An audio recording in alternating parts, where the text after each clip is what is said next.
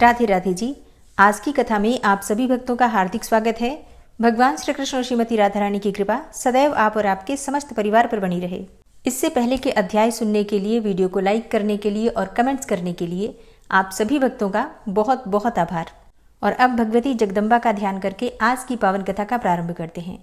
वैदिक मार्ग के अनुसार जिसे विद्या कहते हैं, जो सर्वदा आदि शक्ति कही जाती हैं, जिन्हें योगी लोग पराशक्ति भी कहते हैं, जो सर्वज्ञ, भव बंधन काटने में निपुण है तथा जो सबके हृदय में विराजती रहती हैं और दुरात्मा प्राणी जिन्हें जान नहीं सकते, मुनियों के ध्यान करने पर जो शीघ्र ही प्रत्यक्ष दर्शन देती हैं, वे भगवती सर्वदा सिद्धिदायिनी बनी रहें, जो सत असत रूप उस जगत की सृष्टि करके अपनी त्रिगुणात्मिका अर्थात सत्व रज तम शक्ति द्वारा उसका पालन करती हैं तथा प्रलय के अंत में उसका संहार करके अकेली स्वयं लीला रमण करती हैं। उन समस्त विश्व की जननी भगवती का मैं मन ही मन स्मरण करता हूँ। यह संसार में प्रसिद्ध है कि ब्रह्मा ही इस संपूर्ण जगत के सृष्टा हैं। साथ ही सभी वेदज्ञ तथा पुराण वेत्ता भी यही कहते हैं। उनका भी यही कथन है कि भगवान विष्णु के नाभि कमल से ही उन ब्रह्मा की उत्पत्ति हुई है, जो स्वतंत्र नहीं है, अपितु विष्णु की प्रेरणा से ही वे संसार की सृष्टि करते हैं। जब कल्पांत में सर्वत्र जलमय हो जाता है, तब केवल शेष सैया पर भगवान विष्णु शयन करते हैं और उन्हीं के नाभि कमल से ब्रह्मा का आविर्भाव होता है। इस प्रकार जब सहस्त्र फण वाले शेष ही विष्णु के आधार हैं, तो फिर उन मुरारी को भी सर्वाधार भगवान कैसे कहा जाए। प्रलय काल में समुद्र का जल भी तो रस रूप ही है और बिना पात्र रस कहीं ठहर नहीं सकता। अतएव जो सब प्राणियों में शक्ति रूप में विराजती रहती हैं, मैं उन संपूर्ण संसार की जननी आदि शक्ति भगवती की शरण ग्रहण करता हूँ। योग निद्रा में लीन भगवान विष्णु को देखकर उनके नाभि कमल पर विराजमान ब्रह्मा ने जिन देवी की स्तुति की थी, मैं उन्हीं पराशक्ति भगवती की शरणागत हूँ। हे मुनिजनों, उन्हीं निर्गुण तथा सगुण रूप वाली तथा मुक्तिदायिनी योग माया का ध्यान करके मैं यहाँ संपूर्ण देवी भागवत पुराण कह रहा हूँ। आप लोग ध्यान पूर्वक सुनिए। यह श्रीमद देवी भागवत नामक पुराण अत्यंत पवित्र एवं उत्तम है। इसमें 18,000 सुंदर श्लोक हैं। कृष्ण द्वैपायन द्वारा विरचित इस श्रीमद देवी भागवत पुराण में कल्याणकारी 12 स्कंद तथा कुल 318 अध्याय बताए गए हैं। उनमें प्रथम स्कंद में 20 अध्याय, द्वितीय में 12, तृतीय में 30 और चतुर्थ में 25 अध्याय हैं। पंचम स्कंद में 33 अध्याय, षष्ठ में 31 अध्याय, सप्तम में 40, अष्टम में तत्व संख्या के बराबर अर्थात 24, नवम में 50 और दसम स्कंध में 13 अध्याय मुनि व्यास जी ने कहे हैं। इसी प्रकार हे मुनिगण, एकादश स्कंध में 24 और द्वादश स्कंध में 14 अध्याय बताए गए हैं। इस प्रकार महात्मा व्यास जी ने इस महापुराण में अध्यायों की संख्या बताई है। इसमें श्लोकों की संख्या 18,000 कही गई है। सर्ग प्रतिसर्ग, वंश वर्णन, मनवंतर तथा वंशानुचरित, इस प्रकार पुराणों के ये 5 लक्षण हैं, जो कल्याणमयी भगवती नित्या, निर्गुणा, व्यापक रूप से सृष्टि में स्थित रहने वाली, विकार रहित, योगगम्या, सबकी आधार रूपा तथा तुरीय अवस्था में प्रतिष्ठित हैं। उन्हीं की सात्विकी, राजसी और तामसी शक्तियां महासरस्वती, महालक्ष्मी तथा महाकाली नामक देवियों के रूप में प्रकट होती हैं। उन्हीं तीनों शक्तियों का सृष्टि के लिए शरीर धारण करना ही शास्त्र के विद्वानों के द्वारा सर्ग कहा गया है। तदनंतर जगत के सृजन, पालन तथा संहार के लिए ब्रह्मा, विष्णु और महेश की उत्पत्ति कही गई है और उसे प्रतिसर्ग बताया गया है। चंद्रवंशी, सूर्यवंशी राजाओं के वंश वर्णन तथा हिरण्यकशिपु आदि दैत्यों के वंश कथन को वंश कहा गया है। इसी प्रकार स्वयंभू आदि 14 मनुओं का वर्णन एवं उनके समय विभाग मनवंतर कहलाते हैं और उन मनुओं के वंश का क्रमशः वर्णन करना ही वंशानुचरित कहा गया है। हे मुनिवरों, इस प्रकार सभी पुराण उपर्युक्त 5 लक्षणों से युक्त होते हैं। 1.25 लाख श्लोकों का महाभारत नामक ग्रंथ भी व्यास जी ने ही रचा है। यह इतिहास कहलाता है, जो वेद सम्मत होने के कारण 5वां वेद कहा गया है। शौनक जी बोले, हे सूत जी, वे पुराण कौन कौन से होते हैं और कितने हैं? हम लोगों को सुनने की उत्कट इच्छा है और आप तो सर्वज्ञ हैं, अतः विस्तार से बताइए। कली काल से भयभीत हम ब्राह्मण नैमिषारण्य में ही रहते हैं।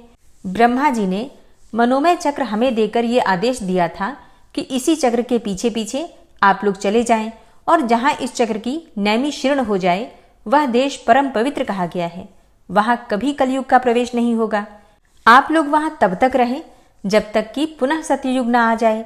उनका यह वचन सुनकर तथा उनकी बातों को हृदय में रखकर हम लोग सब देशों के दर्शनार्थ उस मनोमय चक्र के पीछे पीछे तत्काल चल दिए।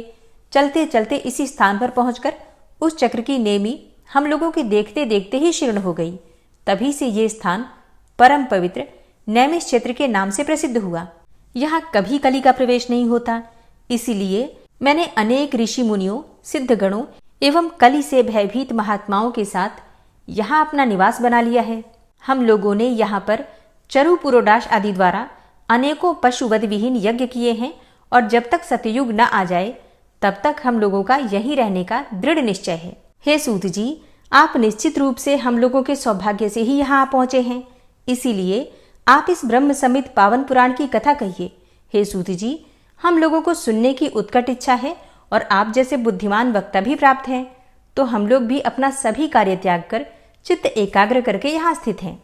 अतः हे सूत जी, आप चिरंजीवी हों तथा तीनों प्रकार के तापों दैहिक, दैविक और भौतिक से मुक्त रहकर हम लोगों को परम पवित्र तथा कल्याणकारी श्रीमद् देवी भागवत महापुराण की कथा सुनाइए, जिसमें धर्म, अर्थ और काम का विधिवत वर्णन किया गया है। महर्षि व्यास जी ने भी बताया है कि इसके द्वारा ज्ञान प्राप्त करके पुनः उससे मुक्ति मिलती है। हे सूत जी, महर्षि वेद व्यास ने जिस पवित्र पुराण को कहा है, उसके मनोहर कथा चरित्रों को सुनने से हमारी कभी तृप्ति नहीं होती है। सभी गुणों का एकमात्र स्थान, परम पवित्र, समस्त संसार की जननी भगवती के लीला नाट्य के समान विचित्र, सभी पाप समूहों का नाश करने वाले तथा सब प्रकार की अभिलाषाओं को पूर्ण करने वाले तथा भगवती के नाम से समन्वित श्रीमद् देवी भागवत पुराण को प्रकट कीजिए। सूत जी बोले कि हे मुनीश्वर वृंद, सत्यवती सुत वेद व्यास जी से मैंने जिस प्रकार से पुराणों को सुना है, उसे मैं आप लोगों से कहता हूँ, आप लोग ध्यान पूर्वक सुनिए। यह श्रीमद् देवी भागवत पुण्य प्रदान करने वाला, सब प्रकार के दुखों का नाश करने वाला, सब प्रकार के मनोरथों को पूर्ण करने वाला, मोक्षदाता और वैदिक भावों से ओतप्रोत तथा सभी आगमों के रसों से परिपूर्ण, अत्यंत मनोहर एवं मुमुक्षु जनों को सदा प्रिय लगने वाला है। जिस अत्यंत पवित्र पुराण को रचकर व्यास जी ने अरणी के गर्भ से उत्पन्न विद्वान, महात्मा एवं विरक्त अपने पुत्र सुखदेव जी को पढ़ाया था, हे मुनिवृंद, उसी रहस्यमय महापुराण श्रीमद् देवी भागवत को मैंने भी करुणा सागर अपने गुरु व्यास जी के मुख से संपूर्ण रूप से यथार्थता सुना तथा उनकी कृपा से उसे हृदयंगम कर लिया। जिस समय अयोनिज एवं अपूर्व बुद्धिमान अपने पुत्र सुखदेव जी के प्रश्न करने पर व्यास जी ने रहस्ययुक्त इस पुराण को सुनाया, उस समय मैंने भी एक साधारण श्रोता के रूप में इस महान प्रभाव वाले श्रीमद् देवी भागवत महापुराण को सुन लिया। हे सर्वश्रेष्ठ मुनिजन, श्रीमद् भागवत रूपी इस कल्प वृक्ष के फल के स्वाद के प्रति आदर बुद्धि रखने वाले तथा अपार संसार सागर से पार पाने के लिए श्री सुखदेव जी ने अनेकों प्रकार की सुंदर एवं रसमयी कथाओं से युक्त जिस अद्भुत महापुराण को विधिवत अपने कर्णपुट से प्रेम पूर्वक सुना, उसे श्रवण करके भी जो कलिकाल के भय से मुक्त न हुआ, भला ऐसा प्राणी इस भूतल पर कौन होगा? जो प्राणी इस श्रीमद् देवी भागवत महापुराण को प्रतिदिन प्रेम से सुनता है, उसके हृदय में विष्णु, शिव आदि देवताओं के लिए भी दुर्लभ, सर्वश्रेष्ठ विद्या रूपिणी, सज्जनों की एकमात्र प्रिया, गुणातीता एवं समाधि द्वारा जानने योग्य वे भगवती निवास करने लगती हैं। अतः सर्वांग सुंदर इस मानव तन को पाकर संसार सागर के अगाध सलिल से पार होने के लिए जलयान के समान परम सुखदायी श्रीमद् देवी भागवत पुराण एवं उसके वक्ता को प्राप्त करके भी जो मूर्ख इसका श्रवण नहीं करता, वह विधाता के द्वारा वंचित ही कहा जाएगा। इस दुर्लभ मनुष्य देह में दोनों कानों को प्राप्त करके भी जो सांसारिक मनुष्य केवल दूसरों के दुर्गुणों को ही सुना करता है, वह अधम मंद बुद्धि, चारों उत्तम पदार्थों को देने वाला तथा सब रसों से परिपूर्ण इस निर्मल पुराण को भूतल पर मनुष्य क्यों नहीं सुनता? ऋषिगण बोले कि हे सौम्य, महर्षि व्यास की किस पत्नी से सुखदेव जी उत्पन्न हुए, उनका जन्म किस प्रकार हुआ और किस प्रकार से उन्होंने इस संहिता का सम्यक अध्ययन कर लिया? आपके द्वारा ही वे अयोनिज कहे गए हैं, तो फिर अरणी से उनकी उत्पत्ति कैसे हुई? हे महामते, इस बात में तो हमें महान संशय हो रहा है, आप उसका समाधान करें। हम लोगों ने पहले ही सुना है कि महातपस्वी सुखदेव जी गर्भयोगी थे। ऐसी स्थिति में उन्होंने इतने विस्तृत पुराण अर्थात श्रीमद् देवी भागवत का अध्ययन कैसे कर लिया? तब सूत जी कहते हैं कि प्राचीन काल में एक समय सत्यवती के पुत्र व्यास जी सरस्वती नदी के किनारे अपने आश्रम में गौरैया पक्षी का जोड़ा देखकर आश्चर्यचकित हो गए। अंडे से तत्काल पैदा हुए लाल मुख वाले, सुंदर अंगों वाले एवं पंख रहित शिशु को घोंसले में ही छोड़कर वे दोनों उड़ गए और अत्यंत परिश्रम से चारा लाकर उस शिशु के चोंच में डालते हुए दोनों पक्षी अत्यंत आह्लाद युक्त होकर उस शिशु के अंगों को अपने अंगों से रगड़ते हुए प्रेम पूर्वक उसके सुंदर मुख को चूम रहे थे। व्यास जी उस शिशु में उन दोनों पक्षियों का ऐसा अद्भुत प्रेम देखकर चिंता में पड़ गए और मन ही मन सोचने लगे कि यदि अपने पुत्र के प्रति पक्षियों में ऐसा प्रेम दिखाई दे रहा है तो अपनी सेवा का फल चाहने वाले मनुष्यों में ऐसा प्रेम व्यवहार होने में आश्चर्य ही क्या है। क्या ये दोनों पक्षी इसका सुख साधन स्वरूप विवाह करके स्वयं सुखी रहते हुए इसकी वधु का सुंदर मुख देख पाएंगे? क्या इनकी वृद्धावस्था में यह धर्मनिष्ठ पुत्र पुण्य प्राप्ति के लिए इन दोनों की सेवा करेगा? धन आदि अर्जित करके क्या यह अपने माता पिता को संतुष्ट रखेगा? और इनकी मृत्यु के उपरांत क्या यह इनका विधि पूर्वक प्रेत कर्म करेगा? अथवा क्या गंगा तीर्थ जाकर यह बालक उनके श्राद्ध आदि कर्म करके उनका उद्धार करेगा? तथा उनके परलोक साधन हेतु क्या यह विधि पूर्वक नीलोत्सर्ग अर्थात नील वृषभ छोड़ने का कर्म करेगा? पुत्र के शरीर का आलिंगन और विशेष रूप से उसका लालन पालन इस संसार में सभी सुखों में उत्तम सुख कहा गया है। पुत्र रहित मनुष्य की न तो सद्गति होती है और न तो उसे स्वर्ग की ही प्राप्ति होती है। अतः परलोक साधन के लिए पुत्र से बढ़कर अन्य कोई उपाय नहीं है। मनु आदि ऋषियों ने भी धर्मशास्त्रों में कहा है कि पुत्रवान मनुष्य स्वर्ग प्राप्त करता है और पुत्रहीन व्यक्ति को स्वर्ग प्राप्ति कभी भी नहीं होती है।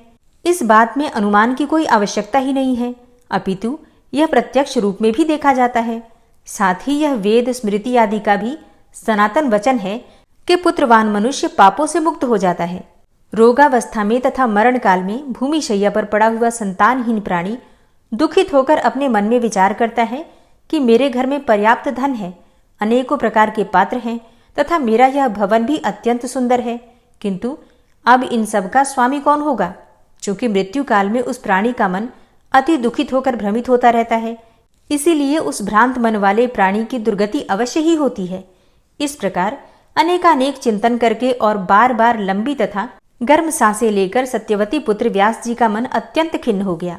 इसके बाद मन में बहुत सोच विचार करके अत्यंत दृढ़ निश्चय करके वे तपस्या करने के लिए मेरु पर्वत पर चले गए।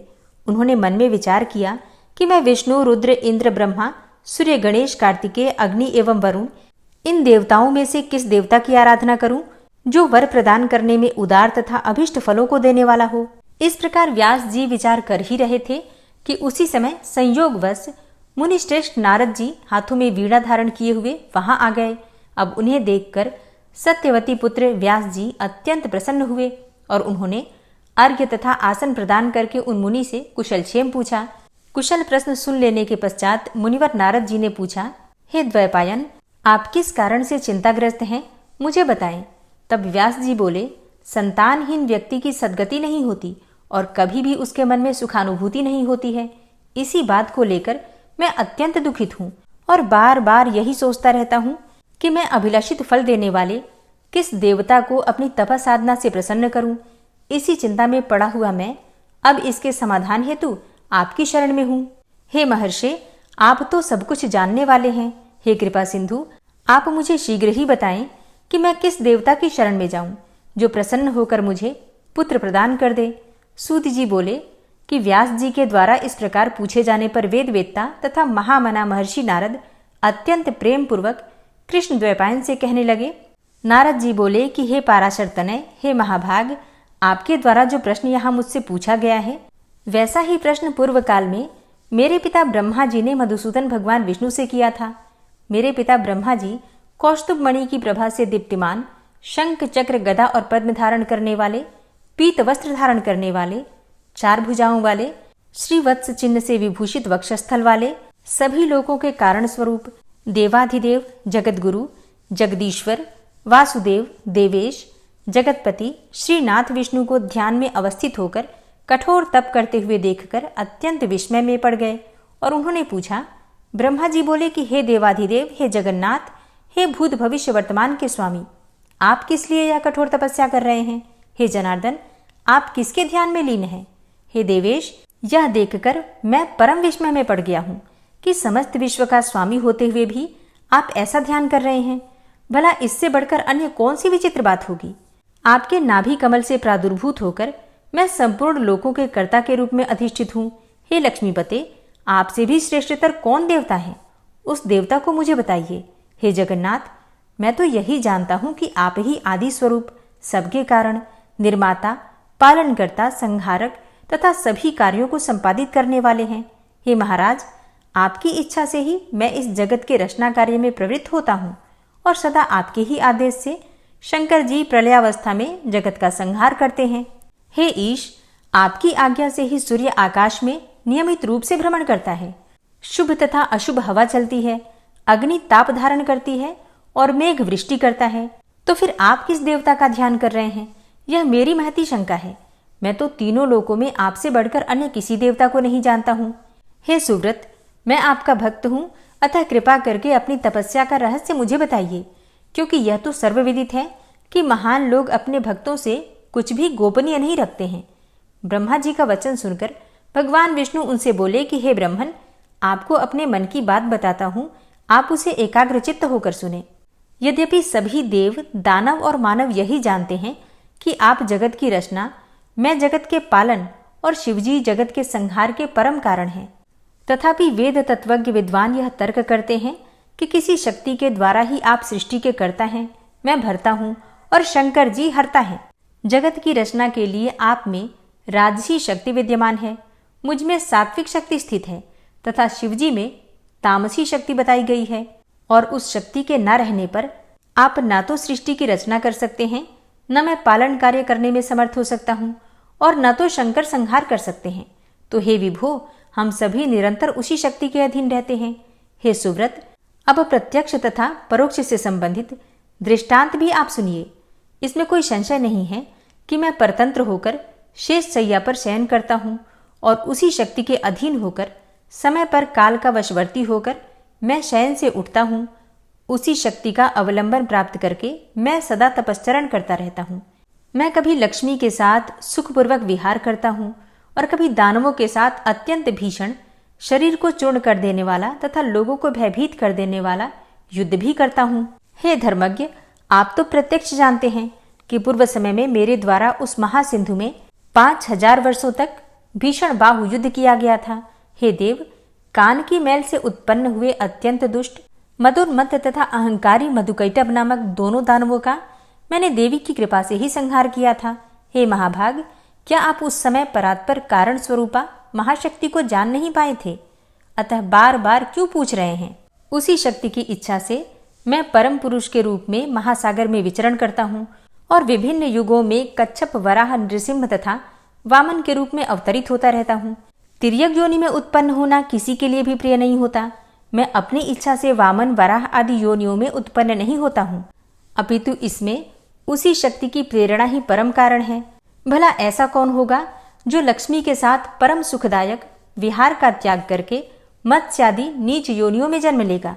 यदि मैं स्वतंत्र होता तो सुखदायिनी सैया को छोड़कर गरुड़ रूपी आसन पर बैठकर महाभयंकर युद्ध क्यों करता?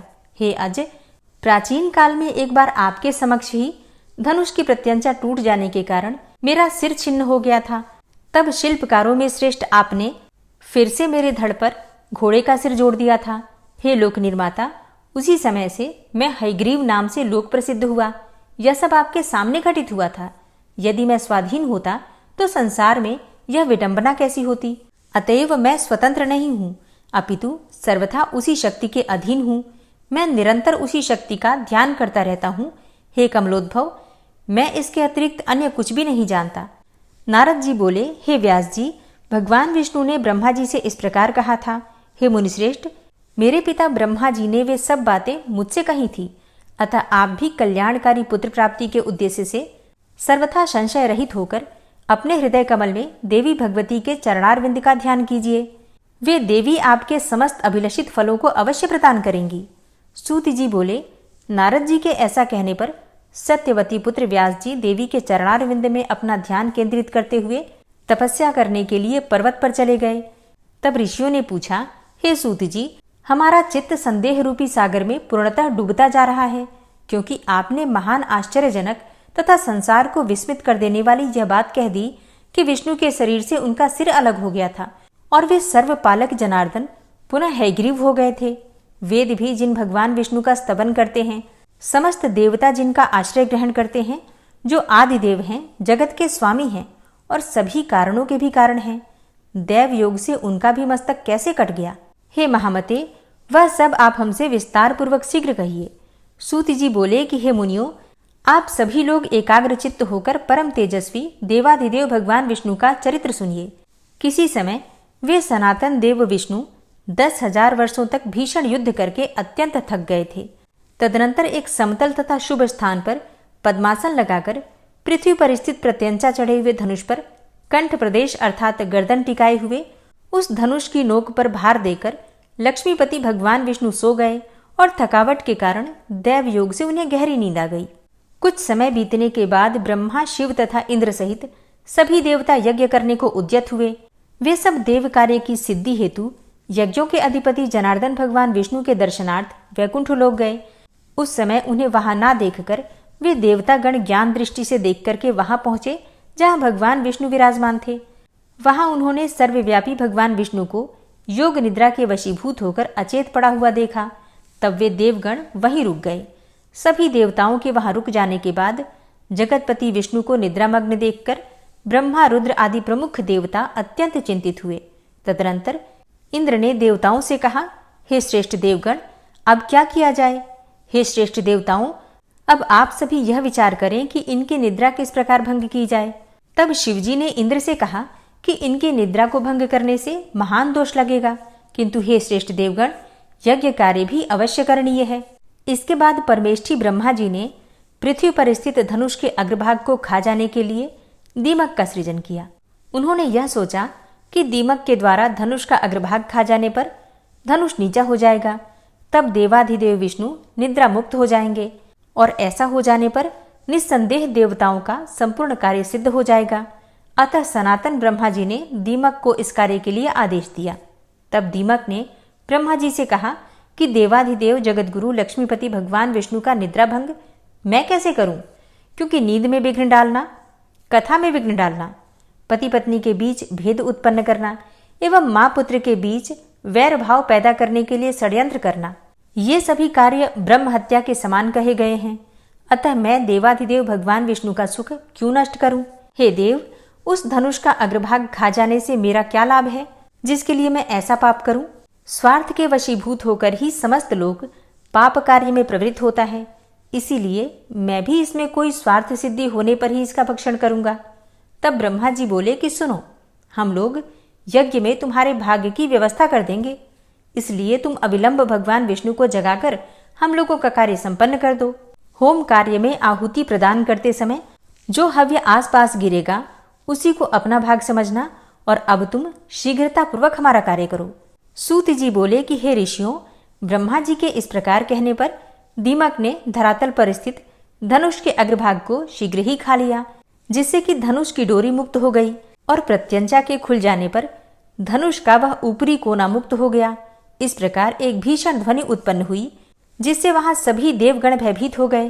ब्रह्मांड क्षुब्ध हो उठा, पृथ्वी में कंपन होने लगा, सभी समुद्र उद्विग्न हो गए, जलचर जंतु व्याकुल हो उठे, प्रचंड हवाएं प्रवाहित होने लगीं, पर्वत प्रकंपित हो उठे और किसी दारुण आपदा के सूचक उल्कापात आदि महान उपद्रव होने लगे। सूर्य तिरोहित हो गए तथा सभी दिशाएं अत्यंत भयावह हो गईं। और यह सब देखकर देवता लोग चिंतित होकर सोचने लगे कि इस दुर्दिन में अब क्या होगा। हे तपस्वियों, वे देवतागण ऐसा सोच ही रहे थे कि किरीट कुंडल सहित देवाधिदेव भगवान विष्णु का सिर कट कर कहीं चला गया। कुछ समय पश्चात उस घोर अंधकार के शांत हो जाने पर ब्रह्मा और शंकर ने भगवान विष्णु का मस्तक विहीन विलक्षण शरीर देखा। भगवान विष्णु का सिर विहीन धड़ देखकर वे श्रेष्ठ देवता अत्यंत विस्मित हुए और चिंता सागर में निमग्न होकर शोकाकुल होकर इस प्रकार विलाप करने लगे कि हे नाथ, हे प्रभु, यह कैसी विचित्र अलौकिक घटना हो गई। हे देवाधिदेव, हे सनातन, हम सभी देवताओं के लिए तो यह बात विनाशकारी है। यह किस देवता की माया है जिसके द्वारा आपके सिर का हरण कर लिया गया है? आप तो सर्वदा अक्षेद्य, अभेद्य और अदाह्य हैं। हे विभो, इस प्रकार आपके चले जाने पर हम देवता तो मृत्यु को प्राप्त हो जाएंगे। हम लोगों के प्रति आपका कैसा स्नेह था। हम लोग स्वार्थ के कारण ही रुदन कर रहे हैं। संकट की यह स्थिति न तो दैत्यों ने, न यक्षों ने और न राक्षसों ने ही पैदा की है, अपितु हम देवताओं ने ही यह विघ्न उत्पन्न किया है। तथापि हे रमापते, इसमें किसका दोष समझा जाए। हम सभी देवता पराश्रित हैं। हम इस समय क्या करें और कहाँ जाएं? हे देवेश, हम मूढ़ बुद्धि वाले देवताओं के लिए अब कहीं भी कोई शरण नहीं है। यह कोई सात्विकी, राजसी तथा तामसी माया भी नहीं है जिसके द्वारा आप मायापति जगत गुरु का सिर काटा गया है। तब शिव सहित समस्त देवताओं को करुण क्रंदन करते हुए देखकर वेद वेत्ताओं में श्रेष्ठ देवगुरु बृहस्पति ने उन्हें सांत्वना देते हुए कहा, हे महाभागो, अब इस करुण क्रंदन से क्या लाभ है। इस समय तो विवेक का आश्रय लेकर कोई उपाय करना चाहिए। हे देवेंद्र, भाग्य एवं पुरुषार्थ दोनों ही समान श्रेणी के हैं, फिर भी उपाय करना ही चाहिए और वह देव योग से ही सफल होता है। इंद्र बोले कि अनर्थकारी पुरुषार्थ को धिक्कार है। मैं तो देव को श्रेष्ठतर मानता हूँ, क्योंकि हम देवताओं के देखते देखते विष्णु का सिर कट गया। ब्रह्मा जी बोले, काल द्वारा जो भी शुभाशुभ कर्मों का फल निर्धारित है उसे अवश्य ही भोगना पड़ता है। भाग्य का अतिक्रमण कौन कर सकता है। प्रत्येक प्राणी काल क्रम के अनुसार सुख दुख भोगता ही है, इसमें कोई संदेह नहीं है। जिस प्रकार पूर्व काल में काल की प्रेरणा से शंकर जी ने मेरा मस्तक काट दिया था, और उसी प्रकार आज विष्णु का सिर कटकर लवण सागर में जा गिरा। देव योग से ही इंद्र को भी सहस्त्र भगों की प्राप्ति हुई थी, उन्हें दुख भोगना पड़ा। वे स्वर्ग से च्युत हो गए और मान सरोवर के कमल में रहने लगे। इस संसार में जब इन महाभाग देवताओं को भी दुख का भोग करने के लिए विवश होना पड़ता है, तो फिर दुख भोगने से भला कौन वंचित रह सकता है। अतएव आप लोग शोक का परित्याग कर दें और उन महामाया विद्या रूपा सनातनी ब्रह्म विद्या तथा जगत को धारण करने वाली देवी का ध्यान कीजिए, जिनके द्वारा यह चराचर संपूर्ण त्रिलोक व्याप्त है। वे निर्गुणा परा प्रकृति हम लोगों का समस्त कार्य सिद्ध कर देंगी। सूति जी बोले कि हे मुनियों, देवताओं से इस प्रकार कहकर ब्रह्मा जी ने कार्य की सिद्धि की कामना से अपने सम्मुख सशरीर विद्यमान वेदों को आदेश दिया। ब्रह्मा जी बोले, आप लोग समस्त कार्यों को सिद्ध करने वाली पराम्बा ब्रह्म विद्या तथा निगूढ़ अंगों वाली महामाया का स्तवन कीजिए। उनका यह वचन सुनकर समस्त सुंदर अंगों वाले वेद जगत की आधार स्वरूपा तथा ज्ञानगम्या उन महामाया की स्तुति करने लगे। ओम नमः चंडिकायै। आज की कथा का यहीं पर समापन करती हूँ। इसके आगे का वृतांत आप कल की कथा में सुनेंगे। उम्मीद करती हूँ आज की कथा आपको जरूर पसंद आई होगी और कल भी आप लोग कथा जरूर सुनेंगे। और अब आप सुनेंगे श्री देवी दुर्गा कवच। ओम नमः चंडिकायै। माँ दुर्गा के चंडी रूप को हमारा नमन है। यह भगवान ब्रह्मा जी के द्वारा लिखा गया चंडी कवच है, जिसमें कुल 56 छंद हैं। चामुंडा देवता, दिग्बंध देवता, जगदम्बा माता इत्यादि का ध्यान करके हम इस दुर्गा सप्तशती के पाठ का प्रारंभ कर रहे हैं। मार्कंडेय जी पितामह ब्रह्मा जी से कह रहे हैं कि हे भगवान ब्रह्मा, जो इस विश्व में गोपनीय है वह रहस्यपूर्ण है तथा जो सभी की रक्षा करता है और हमें अधर्म से बचाता है, साथ ही जिसे आपने अभी तक किसी को दिखाया भी नहीं है, ऐसा कोई साधन या उपाय मुझे बताइए। मार्कंडेय जी के इस प्रश्न पर भगवान ब्रह्मा कहते हैं कि उस साधन का नाम तो देवी कवच ही है, जो इस विश्व में अत्यधिक गोपनीय है। वह देवी कवच सभी का कल्याण करने वाला, पवित्रता और पुण्य देने वाला है। आपको इसी का ही जाप करना चाहिए, इससे ही आपका उद्धार होगा। माँ दुर्गा की 9 मूर्तियाँ हैं। माँ दुर्गा का प्रथम स्वरूप है माँ शैलपुत्री, दूसरा स्वरूप है माँ ब्रह्मचारिणी, माँ दुर्गा का तीसरा स्वरूप है माँ चंद्रघंटा और चौथा स्वरूप है माँ कुष्मांडा। उनका 5वां रूप स्कंद माता का है और छठा रूप माँ कात्यायनी है। 7वां स्वरूप है माँ कालरात्रि का और 8वां स्वरूप माँ महागौरी के नाम से प्रसिद्ध है। माँ दुर्गा का 9वां रूप है माँ सिद्धिदात्री। यही नव दुर्गा के रूप हैं जिसे भगवान ब्रह्मा के द्वारा वेदों के माध्यम से बताया गया है। जो मनुष्य अग्नि में जल रहा हो, सभी ओर से शत्रुओं से घिर गया हो, विपरीत परिस्थितियों का सामना कर रहा हो और उस समय यदि वह माँ दुर्गा की शरण में जाता है तो उसका कभी भी बुरा नहीं हो सकता है। अर्थात माँ दुर्गा का ध्यान किए जाने पर माँ दुर्गा उसकी हर परिस्थिति में सहायता करती हैं। यदि युद्ध का समय हो और मनुष्य संकटों में घिरा हुआ हो तो भी माँ दुर्गा के प्रभाव से उसका कुछ भी बुरा नहीं होता है। माँ दुर्गा उसके दुख, पीड़ा, भय इत्यादि का नाश कर देती हैं। जो भी भक्तगण माँ दुर्गा की भक्ति करता है, माँ दुर्गा अवश्य ही उन्हें अभय दान देती हैं। जो कोई भी देवी दुर्गा का ध्यान करता है, माँ दुर्गा उसकी हर प्रकार से रक्षा करती हैं और इस बात में कोई भी संशय नहीं है। चामुंडा माता का वाहन प्रेत है और वे उस पर सवारी करती हैं। वाराही माता का वाहन भैंसा है। ऐन्द्री माता का वाहन हाथी है तो वही वैष्णवी माता का वाहन गरुड़ है। भगवान शिव की पत्नी व सभी की ईश्वरी माँ पार्वती का वाहन वृषभ है। कुमारी माता का वाहन मोर है। लक्ष्मी माता कमल के आसन पर विराजमान है और उन्होंने अपने हाथों में भी कमल लिया हुआ है। वे भगवान विष्णु को अत्यधिक प्रिय हैं। वृषभ पर बैठी हुई माँ पार्वती का रंग सफ़ेद है।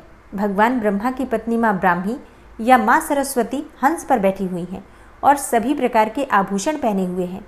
इस प्रकार से माता रानी अपने भिन्न भिन्न रूपों में सभी तरह के योग व शक्तियों को ली हुई हैं। उन्होंने कई प्रकार के आभूषण व रत्न पहने हुए हैं जो उनकी शोभा को बढ़ा रहे हैं। माँ दुर्गा का एक रूप अत्यधिक क्रोध में रथ पर बैठा हुआ दिखाई देता है जो दुष्टों का नाश करने के लिए है। वे अपने हाथ में शंख, सुदर्शन चक्र, गदा, हल, मूसल इत्यादि लिए हुए हैं। इसके अलावा उन्होंने अपने हाथों में खेटक, तोमर, परशु, पाश, त्रिशूल तथा उत्तम कोटि का धनुष भी लिया हुआ है। माँ दुर्गा दैत्यों, दुष्टों व राक्षसों का नाश कर देती हैं, भक्तों का कल्याण करती हैं तथा देवताओं का सदैव हित करती हैं। इसी उद्देश्य के तहत ही उन्होंने भिन्न भिन्न भांति के अस्त्र शस्त्र लिए हुए हैं। माँ दुर्गा के महारुद्र, प्रलयंकारी, पराक्रमी, महाशक्तिशाली, अत्यधिक उत्साही तथा भय का नाश कर देने वाले इस रूप को हम सभी नमस्कार करते हैं। माँ देवी के उस प्रलयंकारी रूप की ओर देखना भी बहुत मुश्किल है जो शत्रुओं का भय बढ़ाने का कार्य करता है। पूर्व दिशा में इंद्री देवी मेरी रक्षा कीजिए, आग्नेय दिशा में अग्नि देवी मेरी रक्षा कीजिए, दक्षिण दिशा में वाराही माता, नैऋत्य कोण में खड़गधारिणी माँ, पश्चिम दिशा में वारुणी देवी और वायव्य कोण में मृगवाहिनी देवी मेरी रक्षा कीजिए। उत्तर दिशा में माँ कुमारी, ईशान कोण में शूलधारिणी, आकाश से अर्थात ऊपर से माँ ब्रह्माणी तथा नीचे अर्थात पाताल लोक से माँ वैष्णवी मेरी रक्षा कीजिए। राक्षसों के शवों को अपने वाहन के रूप में उपयोग में लाने वाली माँ चामुंडा देवी, आप दशों दिशाओं से मेरी रक्षा कीजिए। आगे से माँ जया तथा पीछे से माँ विजया आप मेरी रक्षा कीजिए। माँ अजिता मेरे वाम भाग में और दक्षिण दिशा में अपराजिता देवी मेरी रक्षा करें। मेरे शिखा की रक्षा उद्योतिनी देवी और माँ उमा मेरे सिर की रक्षा करें अर्थात उसमें वास करें। आप मेरे ललाट की मालाधारी के रूप में और भौहों का यशस्विनी के रूप में संरक्षण करें। भौहों के बीच में त्रिनेत्र के रूप में और नाक की यम घंटा के रूप में रक्षा करें। दोनों आँखों के बीच में शंख माता के रूप में और कानों की द्वारवासिनी के रूप में रक्षा करें। मेरे कपाल की कालिका के रूप में और कानों के मूल की शांकरी देवी रक्षा करें। नासिका की सुगंधा देवी और होंठ के ऊपरी भाग की चर्चिका देवी रक्षा करें। होंठ के निचले भाग की रक्षा अमृत कला देवी और जीभ की सरस्वती देवी रक्षा करें। मेरे दांतों की कुमारी देवी, कंठ की चंडिका देवी, घंटिका की चित्रघंटा देवी और तालु की महामाया देवी रक्षा करें। मेरी ठोड़ी की कामाक्षी देवी, वाणी की सर्वमंगला देवी, ग्रीवा की भद्रकाली तथा मेरुदंड की धनुर्धारी देवी रक्षा करें। बाहरी कंठ की नीलग्रीवा देवी, कंठ नलिका की नलकूबरी, कंधों की खड़गनी देवी और भुजाओं की वज्रधारिणी देवी रक्षा करें। दोनों हाथों की दंडिनी देवी, अंगुलियों की जगदम्बिका माता, नाखूनों की शूलेश्वरी देवी और पेट की कुलेश्वरी देवी रक्षा करें। स्तनों की महादेवी, मन की शोक विनाशिनी देवी, हृदय की ललिता देवी और उदर की शूलधारिणी देवी रक्षा करें।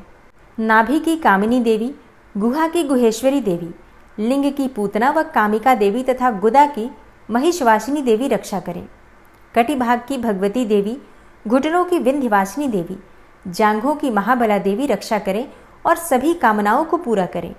मेरी घुट्टियों की नारसिंही देवी, पैरों के आगे भाग की तेजसी देवी, पैरों की उंगलियों की श्री देवी और पैरों के तले की तलवासिनी देवी रक्षा करें। पैरों के नाखूनों की दृष्टा कराली देवी, केशों की ऊर्ध्वकेशिनी देवी, रोम छिद्रों की कौबेरी देवी तथा त्वचा की बागीश्वरी देवी रक्षा करें। माँ पार्वती देवी मेरे रक्त, मांस, हड्डियों इत्यादि की रक्षा करें। आंतों की कालरात्रि देवी और पित्त की मुकुटेश्वरी देवी रक्षा करें।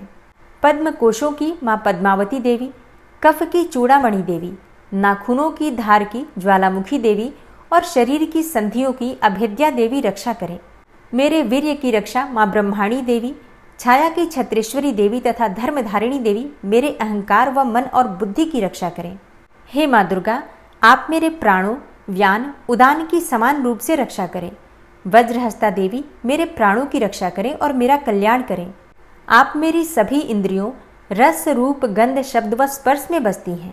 हे नारायणी देवी, आप मेरे सत्वगुण, रजगुण व तमोगुण की रक्षा करें। मेरे आयु की वाराही देवी, वैष्णवी देवी धर्म की, यश व कीर्ति की लक्ष्मी देवी तथा धन व विद्या की चक्रिणी देवी रक्षा करें। इंद्रा देवी मेरे गोत्र की, चंडी देवी मेरे पशुओं की, महालक्ष्मी देवी मेरे पुत्रों की और भैरवी देवी मेरी पत्नी की रक्षा करें। मेरे पथ की सुपथा देवी और उस मार्ग की क्षेमकरी देवी, राजा के दरबार में महालक्ष्मी देवी तथा सभी जगह निवास करने वाली विजया देवी मेरे भय की रक्षा करें। हे माँ दुर्गा, जो भी स्थान या अंग इस देवी कवच में रह गया है और वह अभी भी रक्षा करने योग्य है, तो आप उसकी भी रक्षा कीजिए। आप मेरे पापों का नाश करके मेरा उद्धार कीजिए। माँ दुर्गा की आज्ञा के बिना कोई भी व्यक्ति इस विश्व में एक कदम भी आगे नहीं बढ़ सकता है। हम यदि कहीं भी जा रहे हैं तो हमें अवश्य ही इस देवी कवच का पाठ करना चाहिए और उसके बाद ही प्रस्थान करना चाहिए। इस दुर्गा रक्षा कवच के पाठ से हमें हर जगह लाभ व सफलता मिलती है और हमारे सभी काम बन जाते हैं। हम जब भी माँ दुर्गा का ध्यान करते हैं, वैसे ही हमारे सभी काम बनते चले जाते हैं। उस व्यक्ति को इस पृथ्वी पर बिना किसी तुलना के परम यश और वैभव प्राप्त होता है। जो भी भक्तगण इस देवी रक्षा कवच का पाठ करता है, उसका भय समाप्त हो जाता है, युद्ध में उसकी विजय होती है तथा वह तीनों लोकों में पूजनीय हो जाता है। देवी माता का यह रक्षा कवच देवताओं तक के लिए बहुत दुर्लभ है। जो व्यक्ति इस देवी कवच का तीनों समय श्रद्धा भाव के साथ पाठ करता है, उसे देवी माता की कृपा से तीनों लोकों में विजय मिलती है। वह अकाल मृत्यु के भय से दूर होता है तथा 100 वर्षों से भी अधिक समय तक जीवित रहता है। इस दुर्गा कवच के पाठ से व्यक्ति के शरीर में होने वाले हर तरह के रोग समाप्त हो जाते हैं। उसके शरीर में बनने वाला विष भी समाप्त हो जाता है तथा कोई रोग उसका कुछ भी बिगाड़ नहीं सकता है। जो भी मनुष्य इस दुर्गा रक्षा कवच को अपने हृदय में धारण कर लेता है, उस पर इस पृथ्वी पर होने वाले सभी तरह के अभिचारण मंत्र, तंत्र का प्रभाव समाप्त हो जाता है। सभी तरह की डाकिनी, शाकिनी, अंतरिक्ष में रहने वाले अति शक्तिशाली व भयंकर डाकिन, भूत, पिशाच, यक्ष, गंधर्व, राक्षस, ब्रह्म राक्षस, वेताल, कुष्मांडा, भैरव इत्यादि सभी तरह की नकारात्मक शक्तियों के प्रभाव इस दुर्गा कवच के माध्यम से समाप्त हो जाते हैं। इस रक्षा कवच का पाठ करने वाला व्यक्ति राजा से सम्मान प्राप्त करता है और उसकी सुख संपत्ति में वृद्धि होती है। जो भी व्यक्ति इस देवी कवच का पाठ करता है, उसका हर जगह यश बढ़ता ही जाता है और जो भी इस कवच का 7 बार जाप करता है, उसका वंश इस पृथ्वी के अंत तक रहता है। इसके पश्चात जब उसकी मृत्यु हो जाती है, तब वह माँ दुर्गा के आशीर्वाद से परम स्थान को प्राप्त करता है, जो देवताओं को भी अत्यंत दुर्लभ है। उसे महामाया का प्रसाद मिलता है और उसकी मुक्ति हो जाती है। वह माँ दुर्गा के आशीर्वाद से सुंदर रूप को धारण करता है और भगवान शिव के समान आनंद प्राप्त करता है। श्रीदेवी दुर्गा कवच संपूर्ण हुआ। अगर वीडियो पसंद आती है तो वीडियो को लाइक ज़रूर किया कीजिए और अगर संभव हो तो वीडियो को शेयर भी किया कीजिए। और अगर चैनल पर पहली बार आए हैं, अभी तक आपने चैनल को सब्सक्राइब नहीं किया है, तो आज की वीडियो अगर आपको अच्छी लगे तो चैनल को सब्सक्राइब करके बेल आइकन को ज़रूर प्रेस कर लीजिए। मिलती हूँ मैं आपसे अगली वीडियो में। तब तक के लिए जय श्री राधे।